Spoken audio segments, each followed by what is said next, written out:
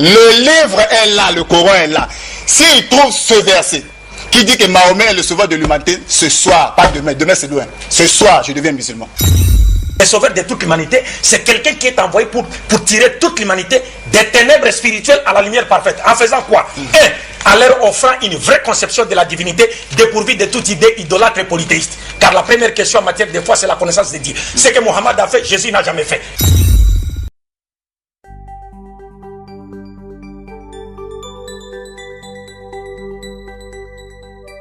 D'accord. Alors, maintenant que vous avez en face de vous Abdul Majid, dans ce thème très important, le salut par Jésus ou par Mahomet, on espère qu'on va en finir aujourd'hui. Dites tout ce que vous lui avez réservé. Vous savez, dans Jean chapitre 8, à partir du verset 32, Jésus avait dit dans Jean 8, 32 que vous connaîtrez la vérité et la vérité vous rendra libre. Nous avons un thème ce soir, un thème vraiment alléchant sur qui de Jésus-Christ ou de Mohammed est le sauveur de l'humanité. C'est-à-dire que s'il y a un livre au monde qui peut nous donner des informations sur la personne de Mohammed et sa mission, je crois que c'est le Coran. Et s'il y a aussi un livre qui peut nous donner aussi des informations sur la personne de Jésus-Christ, je crois que c'est la Bible. Moi, je crois que ce soir, il faut qu'il y ait un débat de livres, en quelque sorte. Je n'ai pas besoin de la parole d'Abdul Majid. Lui non plus, il n'a pas besoin de mes paroles. Je n'ai pas besoin de sa philosophie. Il n'a pas besoin de ma philosophie. Nous avons tous besoin de ce qui sortira de nos deux livres respectifs. Nous avons pour foi, pour livre la Bible. Eux, ils ont pour livre le Coran. Donc, tout ce que nous allons dire doit sortir de nos livres. Tout d'abord, moi, j'aimerais commencer avec quelques versets de la Bible qui montrent des versets clairs qui montrent que Jésus-Christ est le sauveur de l'humanité. Si le frère peut me lire dans Luc chapitre 2, à partir du verset 25 jusqu'au verset 30, où nous voyons que lorsque Jésus-Christ était né, un homme qui avait reçu une promesse, qui ne mourrait point sans voir le Sauveur. Et il était poussé par le Saint-Esprit, il est venu là où on consacrait les enfants, il prit Jésus entre ses mains. Il dit, maintenant Seigneur, tu laisses ton serviteur s'en aller en paix selon ta parole, car mes yeux ont vu ton salut. C'est-à-dire qu'on ne devient pas le Sauveur, on est Sauveur. Là déjà, Jésus-Christ était déclaré sauveur. Et Simon dit, ce salut que tu as préparé devant tous les peuples. Lumière pour éclairer toutes les nations. Et gloire d'Israël, ton peuple. Mais là, dans Apocalypse chapitre 5, à partir du verset 8 à 9, quand il eut pris le livre, les 4 êtres vivants et les 24 vieillards se prosternaient devant l'agneau, tenant chacun une harpe et des coupes d'or remplies de parfums, qui sont des prières des saints. Et ils chantaient un cantique nouveau en disant, tu es digne de prendre le livre et d'en ouvrir les sceaux, car tu as été immolé et tu as racheté pour Dieu par ton sang des hommes de toute tribu, de toute langue, de tout peuple et de toute nation. Et tu as fait d'eux un royaume de sacrificateurs et ils régneront sur la terre. Donc nous voyons déjà ici, ces deux paroles sorties de la Bible, parce que nous sommes des croyants de la Bible. Dans Luc 2, il est parlé du sauveur, qui est né sauveur. Jésus n'est pas devenu le sauveur, mais il est né sauveur. Et nous voyons qu'il était sauveur préparé pour toutes les nations. C'est-à-dire le salut était préparé pour toutes les nations. Moi j'ai lu le Coran dans tous ces 114 sourates, leurs 6348 versets. Je ne suis pas un spécialiste du Coran, mais je l'ai lu depuis la sourate Al-Fatiha, qui veut dire ouverture, jusqu'à la dernière sourate. Mais dans tout le Coran, je n'ai trouvé aucun verset, ça je le dis, aucun verset où il est dit que Mahomet est le sauveur de l'humanité. Ce verset n'existe pas et ce verset n'existera jamais, à moins que nos frères puissent écrire un nouveau Coran. Dans tous les Corans, il y a toujours un mot qui revient souvent en rapport avec le prophète Mahomet. C'est le mot avertisseur et annonciateur. Avertisseur et annonciateur. Je vais expliquer ça après. Le sens du mot avertisseur et annonciateur. Il n'y a aucun verset du Coran qui dit que Mahomet est le sauveur de l'humanité. J'aimerais bien que mon frère puisse me lire la sourate chapitre 35 à partir du verset 19 à 23. L'aveugle et celui qui voit ne sont pas semblables, ni les ténèbres et la lumière, ni l'ombre et la chaleur ardente. De même, ne sont pas semblables les vivants et les morts. Allah fait entendre qui il veut, alors que toi, Mohammed, tu ne peux faire entendre ceux qui sont dans les tombeaux. Tu n'es qu'un avertisseur. Regardez déjà. Là, nous avons une écriture du Coran. sorti du Coran, bien traduit par le professeur Amidoulaye. À la fin de la sourate 23, on dit que tu n'es qu'un avertisseur. Sans plus. C'est-à-dire quoi? Que quelqu'un qui est là pour avertir. Je vais donner la définition du mot avertir après. Donc, le Coran est tellement clair que Mahomet n'est que... Regardez comment c'est écrit. Tu n'es qu'un avertisseur. Et le frère peut ajouter la sourate chapitre 46 à partir du verset 9. Dis, je ne suis pas une innovation parmi les messagers. Et je ne sais pas ce que l'on fera de moi, ni de vous. Je ne fais que suivre ce qui m'est révélé. Et je ne suis qu'un avertisseur clair. Là aussi, dans le Coran, ça c'est le prophète, c'est l'ange qui dit au prophète Mahomet, parce que lorsqu'on dit dit, il s'agit de l'ange. Il vous reste une minute. Jibril. Qui dit, je ne suis pas une innovation, pas quelque chose de nouveau. Je ne sais pas ce qu'on fera de moi, c'est-à-dire Mahomet ne sait pas ce qu'on fera de lui, ni de vous, c'est-à-dire les musulmans. Et il dit que je ne fais que suivre ce qui m'est révélé et je ne suis qu'un avertisseur clair. Oui, merci beaucoup pour la parole. Louange à Dieu qui a envoyé son messager Mohammed après plusieurs siècles passés sans l'apparition d'aucun messager dans aucune nation du monde. Dieu l'a envoyé pour qu'après le passage de Mohammed sur la terre, l'humanité ne trouve point d'argument échappatoire devant Dieu le jour du jugement dernier. Et je demande à Dieu de couvrir, de verser sa grâce et de couvrir de ses bénédictions notre prophète Mohammed qui a dit ceci, il a juré en disant ceci: je jure par celui entre les mains de qui repose mon âme, c'est-à-dire il parle de Dieu. Il dit, si une personne de cette communauté, jusqu'à la fin des temps, qu'il soit juif, si quelqu'un, qu'il soit juif ou chrétien, attend parler de moi Mohammed, et s'il meurt sans croire à moi, son sort final ne sera que l'enfer.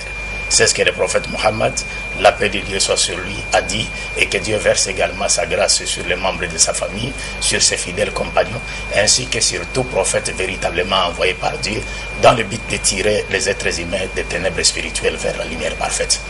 Je suis très satisfait d'attendre de la bouche de notre frère poser une condition selon laquelle nous devons justifier notre position respective sur base, n'est-ce pas, de nos livres, des déclarations tirées de nos livres. Et c'est ce que j'ai toujours dit. Je pense qu'il a suivi mes interventions par rapport à ce thème. Ils ont déjà me cédé et les débats que j'ai animés par-ci, par-là. C'est-à-dire, en d'autres termes, je voulais dire ceci, si nous tenons à répondre objectivement à la question que nous nous sommes posée dans le cadre de ces débats, nous ferons mieux de justifier notre position respective sur base des propres témoignages de Dieu contenus dans la Bible judéo-chrétienne et dans le Coran, et aussi sur base des propres témoignages de Jésus-Christ et de Mohammed contenus dans la Bible judéo-chrétienne, et pour le cas de Mohammed dans le Coran et aussi dans les traditions prophétiques.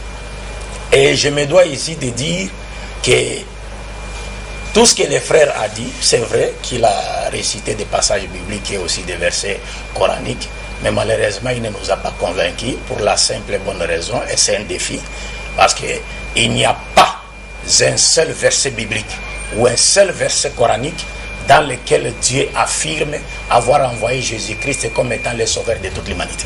Ça n'existe nulle part. Et il n'y a aucun verset coranique comme un verset biblique dans lequel Jésus-Christ affirme avoir été envoyé par Dieu comme étant le sauveur de toute l'humanité. Ça n'existe nulle part.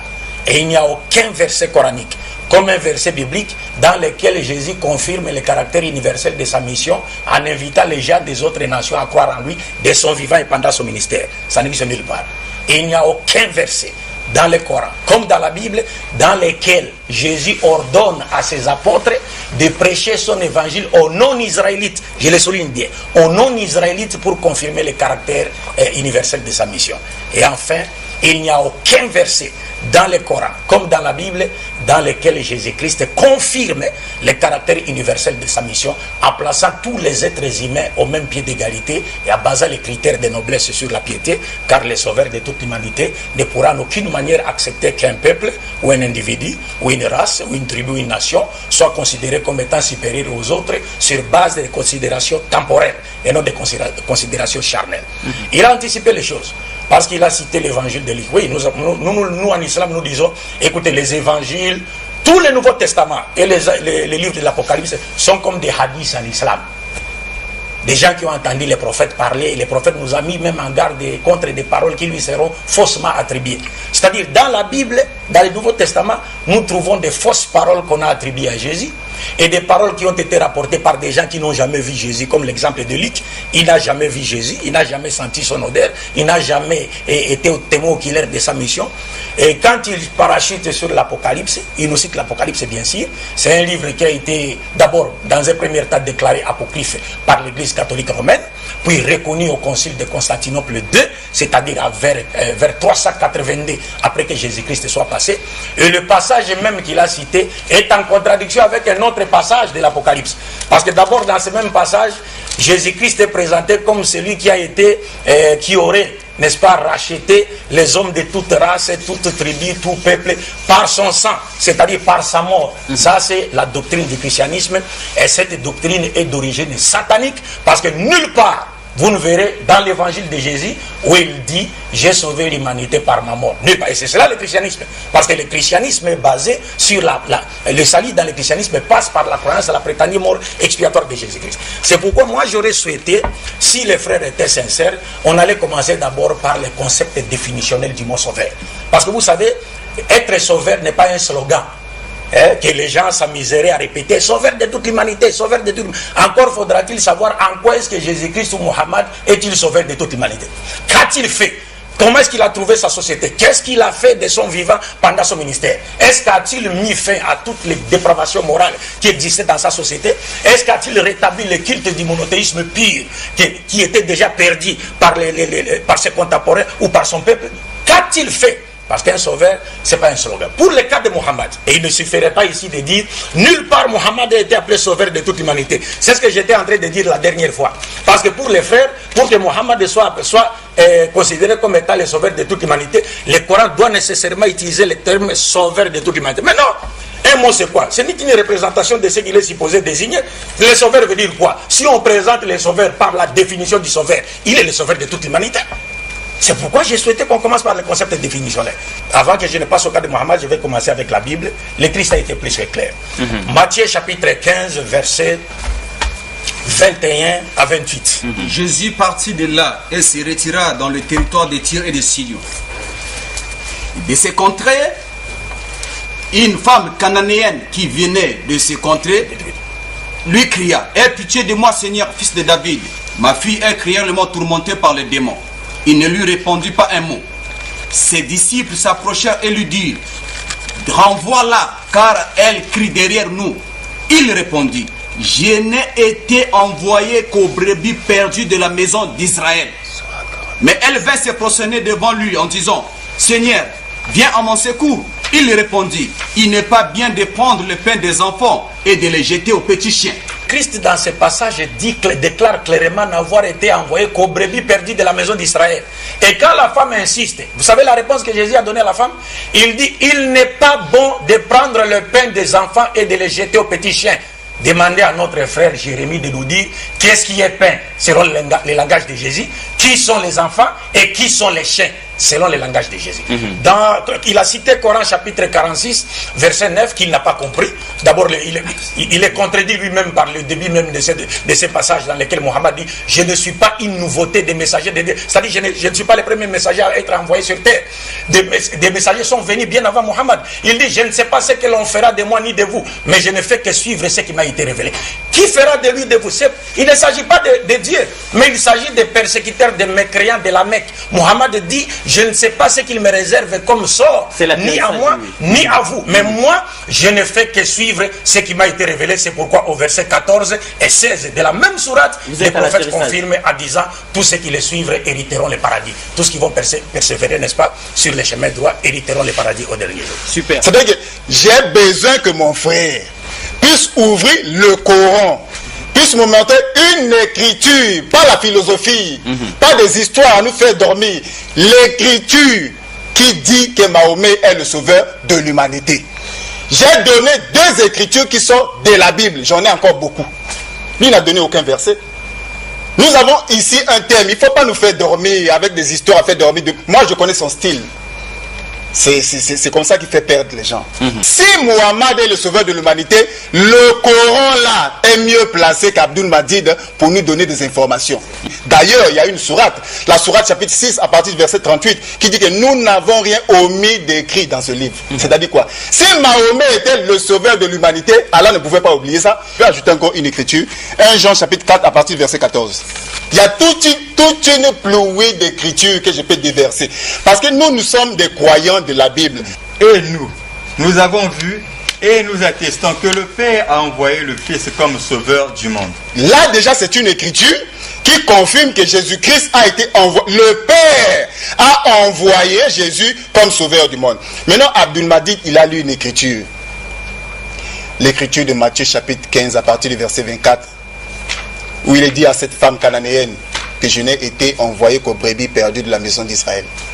Maintenant, si moi je lisais une écriture du Coran, la sourate chapitre 42, verset 7. Et c'est ainsi que nous t'avons révélé un Coran arabe, afin que tu avertisses la Mecque, la mère des cités, entre parenthèses la Mecque, et ses alentours, et que tu avertisses du jour du rassemblement sur lequel il n'y a pas de doute. Maintenant, si je suis le frère dans son égarement, dans sa manière de voir les choses, si je prends cette sourate-là, la sourate 42 à partir du verset 7, qui montre que Mahomet a été envoyé à la Mecque. Lui, il n'habite pas à la Mecque. Même s'il va au pèlerinage à la Mecque, il n'habite pas à la Mecque. Et tout autour, si nous nous en tenons seulement à cette écriture-là, qu'est-ce que nous allons dire? Nous allons dire que Mahomet a été envoyé rien que aux Arabes. Lui, dans une myopie spirituelle, lorsqu'il lit cette écriture, il limite la mission de Jésus. Mais il ne sait pas qu'en Jésus-Christ, il y avait le salut qui concernait aussi les païens. J'ai cité des écritures. Pourquoi cette écriture de Luc chapitre 2, verset 25 à 30, il n'a pas contredit cela? L'écriture de Jean chapitre 3 à partir du verset 16 à 17, où il est écrit, car Dieu a tant aimé le monde, qu'il a donné son Fils unique, afin que quiconque croit en lui, j'ai toujours dit, dans toute la Bible, lorsqu'on dit quiconque, c'est-à-dire n'importe qui, pour comprendre cela, lisez Romains chapitre 1 à partir du verset 16, où l'apôtre Paul dit, je n'ai pas honte de l'évangile, car c'est la puissance de Dieu pour le salut de quiconque croit, du juif premièrement, puis du grec. Donc dans toute la Bible, lorsqu'on dit quiconque, il s'agit de n'importe qui. Dieu a tant aimé le monde qu'il a donné son Fils unique, en fait, que quiconque croit en lui ne périsse point, mais qui ait la vie éternelle. Au verset 17, il dit, en effet, Dieu n'a pas envoyé son Fils dans le monde pour juger le monde, mais pour que le monde soit sauvé par lui. Supposons que Jésus n'est pas le sauveur de l'humanité. J'aimerais bien qu'il nous présente le sauveur de l'humanité ce soir, mais à condition qu'il pense ça dans son livre. Parce que moi, je lui réserve une surprise, mais au milieu. Je vais lui confondre dans son propre champ. Une surprise au milieu. Dans son propre champ, je lui réserve au milieu. Moi, j'ai tout un tas de versets de la Bible que je peux déverser. Et vous avez encore 4 minutes pour dans Luc chapitre 24, à partir du verset 47, si le frère peut me le dire. Luc 24, Moi, je donne des écritures. Le frère ne nous donne aucune écriture. Il nous amène dans des philosophies. Luc 24, verset 47.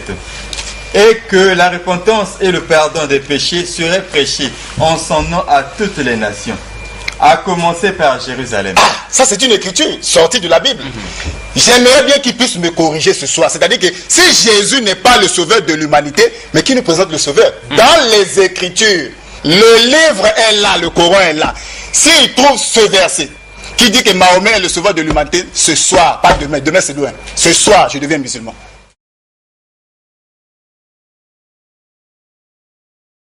Oui, moi, ce qui m'attriste, c'est quoi? Et comme je l'ai dit la dernière fois, j'ai remarqué que les gens faisaient preuve de malhonnêteté intellectuelle. Ça veut dire quoi? Ça veut dire, le frère, il vous dit, il faut trouver le mot sauveur de toute l'humanité dans le Coran. Mais c'est pas ça le problème. Le sauveur veut dire quoi? Que signifie être sauveur de toute l'humanité? Si on vous donne un verset dans lequel il est dit Mohammed a été envoyé à toute l'humanité, est-ce que Mohammed n'est pas le sauveur de toute l'humanité? Et aujourd'hui, je suis en train de vous réciter des versets tirés qui sortent de... Parce que le frère est incapable de faire sortir un seul verset de la bouche de Dieu, dans la Bible, comme dans le Coran, ou encore de la bouche de Jésus, dans la Bible, comme dans le Coran, dans lequel Jésus déclare avoir été envoyé à l'humanité tout entière, pour sauver toute l'humanité. Il ne le fera jamais, jusqu'à ce qu'on quittera ce plateau. Maintenant, qu'est-ce qu'il fait? Quand Jésus vous dit, je n'ai été envoyé qu'aux brebis perdues de la maison d'Israël, c'est une forme restrictive. Ça ne voudrait pas dire que Jésus a été envoyé à l'humanité tout entière. Nous, musulmans, nous croyons que Jésus est sauveur. Mais il n'est sauveur que pour les enfants d'Israël. Il n'est pas sauveur pour toute l'humanité. Parce que Dieu ne l'a pas envoyé pour toute l'humanité. Actes des Apôtres chapitre 5. Tel que le déclare la Bible. Tel que le déclare la Bible. Actes des Apôtres chapitre 5, verset 30 à 31.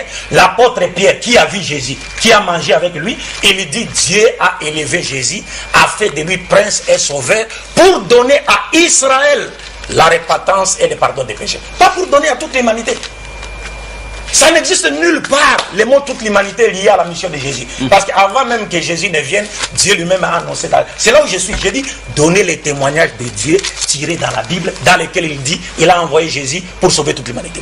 Donner les témoignages de Jésus dans la Bible, dans lesquels il dit, j'ai été envoyé pour sauver toute l'humanité. Quand il cite le mot monde, je vous ai dit qu'il est en train simplement d'exhiber son ignorance. D'abord, avant d'y arriver, il a cité un verset du Coran disant, 42:6, si on lisait ces versets dans lesquels Dieu demande à Mohammed d'avertir la Mecque et ses alentours. Mais les frères ne savent pas que Mohammed a été envoyé à toute l'humanité, en commençant par les Arabes.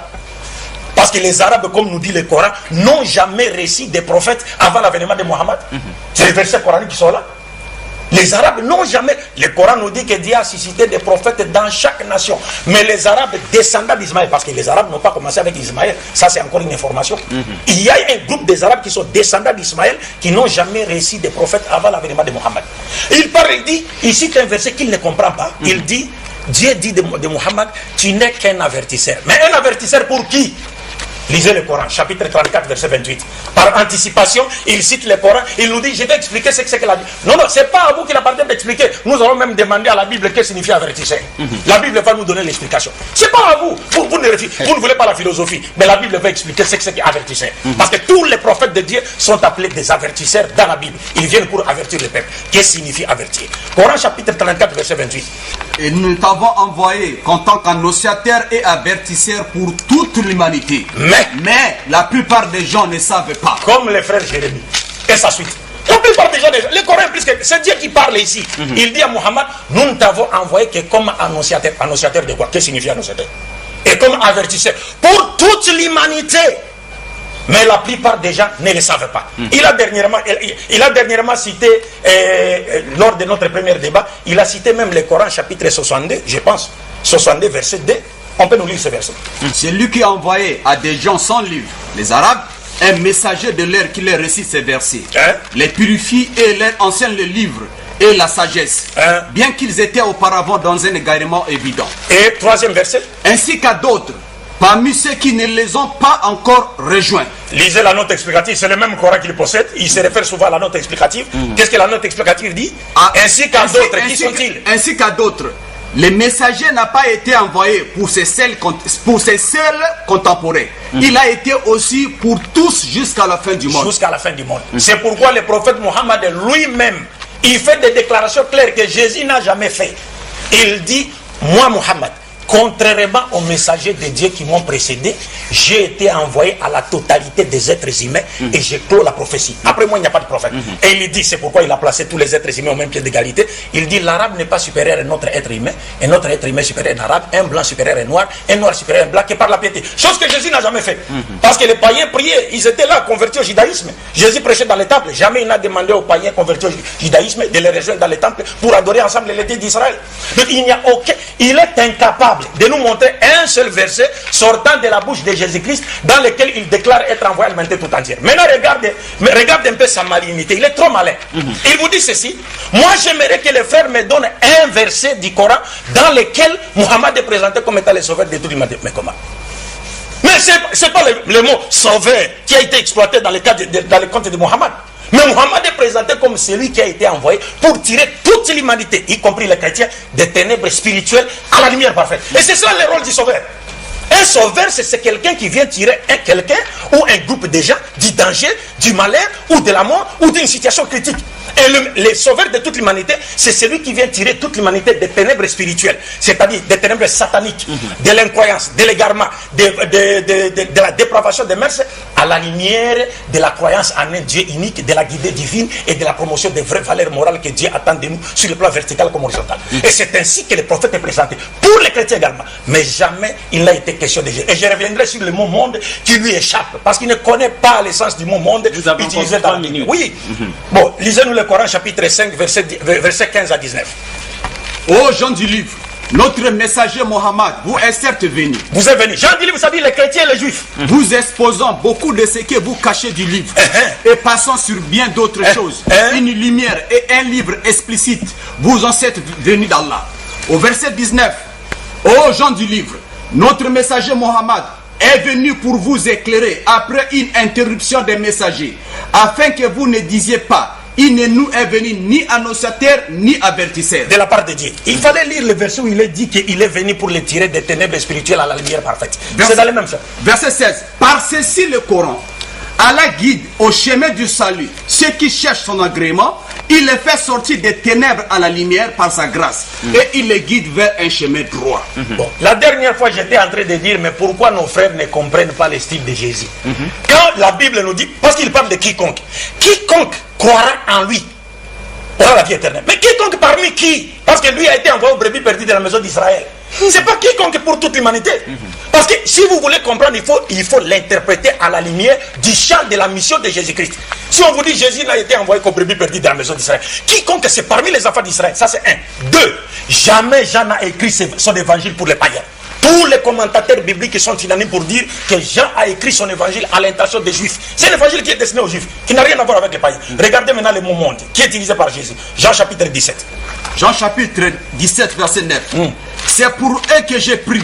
Je ne prie pas pour le monde, mais pour ceux que tu m'as donné.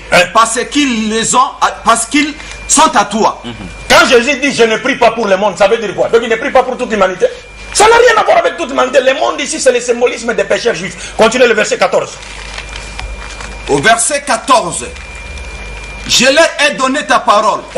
Et le monde les a haïs. Quel monde a haï les apôtres qui ont reçu de Jésus la parole de Dieu? C'est toute l'humanité ou ce sont les juifs? Le monde, c'est le symbolisme des pécheurs juifs. Continue. Parce qu'ils ne sont pas du monde. Comme moi. Comme moi, je ne suis pas du monde. Je ne suis pas du monde. Les apôtres étaient venus d'en haut. Continuez. Atterrissage. Atterrissage. Le verset 16. Atterrissage. Rapidement, oui. Le verset 16, 18. Au verset 16, ils ne sont pas du monde. Comme moi, je ne suis pas du monde. Verset 17, 18.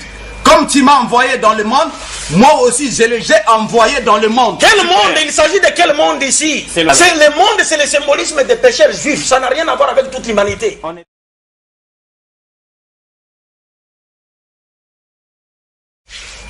Dans Jean chapitre 3, verset 16 à 17, la difficulté de notre frère, c'est quoi? C'est-à-dire pour lui, il croit que partout dans la Bible, lorsqu'il dit monde, cela a un même sens. C'est une difficulté. Une vraie difficulté. Dans Jean chapitre 3, à partir du verset 16 à 17, je réponds encore le verset. Jésus-Christ dit, car Dieu a tant aimé le monde qu'il a donné son Fils unique, afin que quiconque croit en lui ne périsse point, qu'il ait la vie éternelle. En effet, Dieu n'a pas envoyé son Fils dans le monde pour juger le monde, mais pour que le monde soit sauvé par lui. C'est-à-dire, ça fait pitié. Tout d'abord, regardez qu'il a triché avec une écriture, dans Actes chapitre 5. Il a lu une bonne écriture. Actes chapitre 5, à partir du verset 31. Dieu l'a élevé par sa droite, c'est-à-dire Jésus-Christ, comme prince et sauveur pour donner à Israël la repentance et le pardon des péchés. L'écriture est vraie. Je ne refuse jamais une écriture. Mais il est aussi écrit. Il est aussi écrit. Ah, c'est ça. Dans Actes chapitre 28, à partir du verset 28.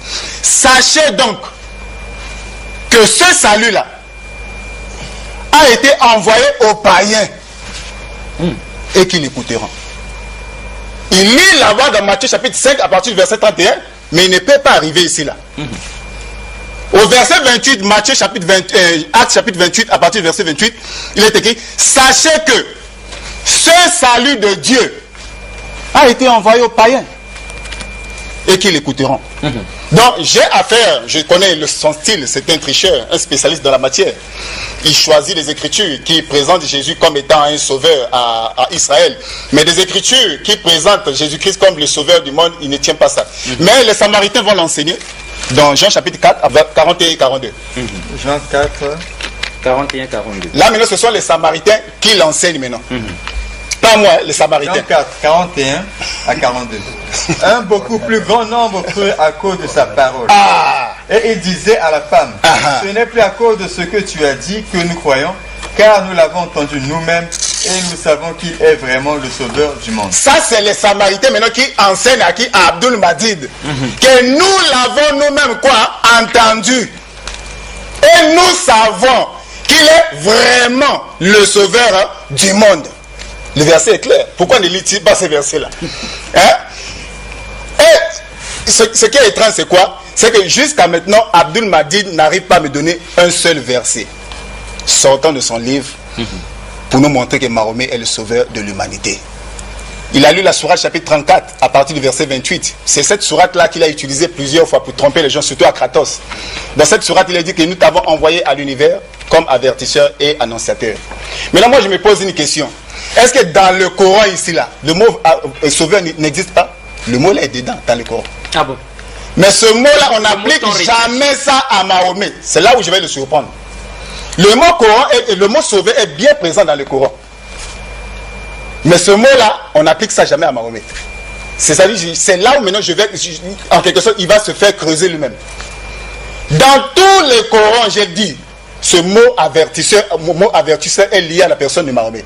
Mais jamais le mot sauveur. Bien sûr que le mot sauveur est dedans, dans le Coran. Mais j'attends, je lui réserve une belle surprise au milieu. Moi, j'ai donné plusieurs écritures de la Bible. Nous sommes des croyants de la Bible, monsieur Alexis Bongo. Je crois à la Bible. Nous croyons, comme dit les Écritures. Lorsque Pierre dit, nous croyons. Lui, il a dit tout de suite une écriture. Il dit qu'il faut que Dieu puisse témoigner. Mais ici, c'est Pierre qui parle. Il faut que Dieu puisse d'abord témoigner qu'il a envoyé Jésus. Maintenant, ici, c'est Pierre qui parle dans Actes chapitre 5, verset 31. Là, il accepte. Mais Jean 3, 16 à 17 est une arme forte pour moi. J'ai utilisé ça, j'ai fait tomber beaucoup de gens avec Jean 3, 16. Donc, dans la Bible, il y a plusieurs écritures qui montrent que Jésus-Christ est le sauveur de l'humanité. Moi, j'ai donné des écritures claires, mais jusqu'à maintenant, je crois que les téléspectateurs nous suivent. Il n'a donné aucun verset pour nous convaincre. Si ces versets que moi je donne ne montrent pas que Jésus est le sauveur de l'humanité, mais qu'il nous donne au moins un verset sorti du Coran pour nous rassurer. Parce que nous aimons nous laisser aider. Et on va monter dans les 5. Les téléspectateurs qui nous suivent en ce moment, je pense qu'ils ont constaté beaucoup de contradictions dans les déclarations de notre frère. Et c'est pourquoi j'étais en train de rire. Parce que les sages disent, nul n'est plus sourd que celui qui ne veut pas entendre ou comprendre. Voilà, il vous dit qu'il me montre un verset. Mohammed a été envoyé à toute l'humanité. Qui me montre un verset? Alors qu'on lui donne des versets dans lesquels j'ai dit sauveur. C'est là, le sauveur veut dire quoi? C'est pourquoi j'ai dit commençons par les concepts définitionnels. C'est ça la fuite en avant. Sauveur veut dire quoi? Il faut définir d'abord sauveur. Un sauveur veut dire quoi? Lui, il cherche le mot sauveur. Le Coran n'a pas utilisé le mot sauveur, mais l'essence du sauveur pour parler de Mohammed. Un sauveur, c'est quelqu'un qui est envoyé pour... Le sauveur de toute l'humanité, c'est quelqu'un qui est envoyé pour tirer toute l'humanité des ténèbres spirituelles à la lumière parfaite. En faisant quoi?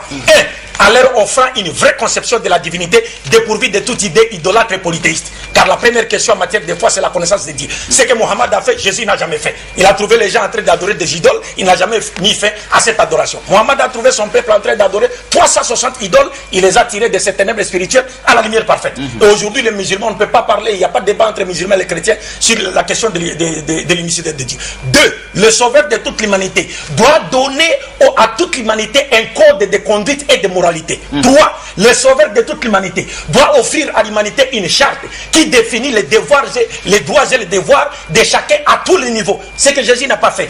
Le sauveur de toute l'humanité doit placer tous les êtres humains au même pied d'égalité en basant les critères de noblesse sur la piété. Jésus ne l'a pas fait. Aujourd'hui, on ne peut pas comparer les pays où Jésus vivait en Palestine avec les pays de Mohammed. Parce que le pays de Mohammed est régi par les enseignements de Mohammed, mais le pays de Jésus et le pays de tous les chrétiens ne sont pas régis par les enseignements de Jésus. Mais il y a des pays de musulmans qui sont régis par les enseignements de Mohammed. Le sauveur de l'humanité, c'est parce que Jésus a montré que le message universel destiné à toute l'humanité viendra après que Jésus soit passé. Apocalypse chapitre 14, versets 6 à 7.